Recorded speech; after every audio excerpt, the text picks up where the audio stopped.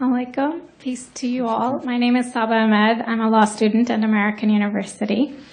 I am here to ask you a simple question. I know that we portray Islam and all Muslims as bad, but there's 1.8 billion Muslim followers of Islam. We have 8 million plus Muslim Americans in this country, and I don't see them represented here.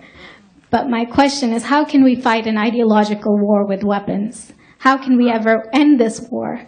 The jihadist ideology that you talk about, it's an ideology. How can you ever win this thing if you don't address it ideologically? Great question. I am so glad you're here, and I am so glad you brought that up because it gives us an opportunity to answer. What I find so amazing is since the beginning of this panel, which we are here about Benghazi attack against our people, not one person mentioned Muslims. We are here against Islam, or we're launching war against Muslims. We are here to discuss how 4 Americans died and what our government is doing. We were not here to bash Muslims. You were the one who brought up the issue about most Muslims, not us. And since you brought it up, allow me to elaborate with my answer.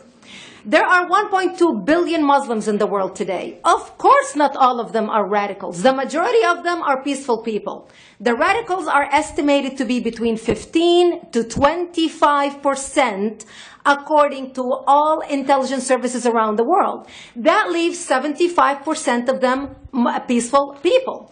But when you look at 15 to 25% of the world Muslim population, you're looking at 180 million to 300 million people dedicated to the destruction of Western civilization.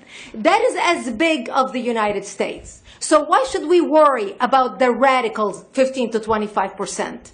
Because it is the radicals that kill. Because it is the radicals that behead and massacre. When you look throughout history, when you look at all the lessons of history, most Germans were peaceful. Yet the Nazis drove the agenda. And as a result, 60 million people died. Almost 14 million in concentration camps. 6 million were Jews. The peaceful majority were irrelevant. When you look at Russia, most Russians were peaceful as well.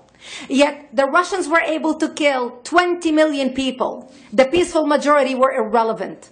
When you look at China, for example, most Chinese were peaceful as well. Yet the Chinese were able to kill 70 million people. The peaceful majority were irrelevant. When you look at Japan prior to World War II, most Japanese were peaceful as well. Yet Japan was able to butcher its way across Southeast Asia, killing 12 million people, mostly killed with bayonets and shovels. The peaceful majority were irrelevant. On September 11th in the United States, we had 2.3 million Arab Muslims living in the United States. It took 19 hijackers, 19 radicals to bring America down to its knees, destroy the World Trade Center, attack the Pentagon, and kill almost 3,000 Americans that day. The peaceful majority were irrelevant. So for all our powers of reasons and us talking about moderate and peaceful Muslims, I'm glad you're here. But where are the others speaking out? And since you are the only Muslim representative,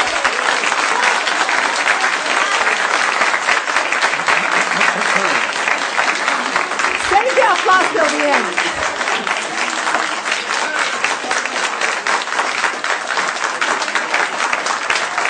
Thank you. Thank you. And since you're the only Muslim representative in here, you took the limelight instead of speaking about why our government, and I assume, are you an American? You're an American citizen. So as an American citizen, you sat in this room and instead of standing up and saying a question or asking something about our 4 Americans that died and what our government is doing to correct the problem, you stood there to make a point about peaceful, moderate Muslims. I wish you brought 10 with you to question about how we can hold our government responsible. It is time we take political correctness and throw it in the garbage where it belongs and stop calling it fair.